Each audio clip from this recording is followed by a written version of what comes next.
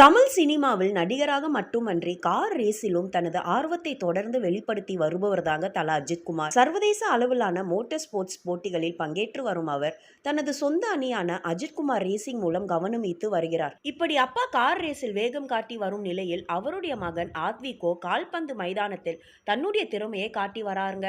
ஏற்கனவே கால்பந்தில் அதிக ஆர்வம் கொண்ட ஆத்விக் இதற்கு முன்பும் பல போட்டிகளில் பங்கேற்று கவனம் பெற்றுள்ளாருங்க. அந்த வகையில் தற்பொழுது ஆத்விக் விளையாடிய இளையோர் கால்பந்து போட்டியில் அவருடைய அணி சாம்பியன் பட்டத்தை வென்றுள்ளதுங்க. மஹோகனி யூத் லீக் சார்பில் நடைபெற்ற இந்த போட்டியில் ஆத்விக் இடம்பெற்றிருந்த அணி கோப்பையை கைப்பற்றியுள்ளதுங்க. இந்த புகைப்படங்களுடன் ஷாலினி பகிர்ந்துள்ள பதிவில் அவர்கள் விளையாடி ரசித்து மகிழ்ச்சியாக இருப்பதை பார்த்து மிகவும் அழகாக இருக்கின்றது. முடிவை விட விளையாடுவதில் இருக்கும் மகிழ்ச்சிக்கே அதிக முக்கியத்துவம் என்று கருத்தை ஷேர் பண்ணியிருக்காங்க.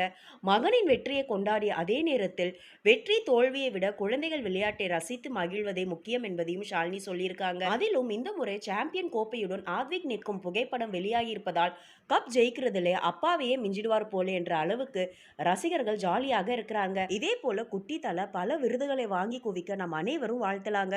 யாருக்கெல்லாம் நம்முடைய தலையை ரொம்ப பிடிக்கும் இதை லைக் பண்ணி சப்ஸ்கிரைப் பண்ணுங்க. தேங்க்யூ.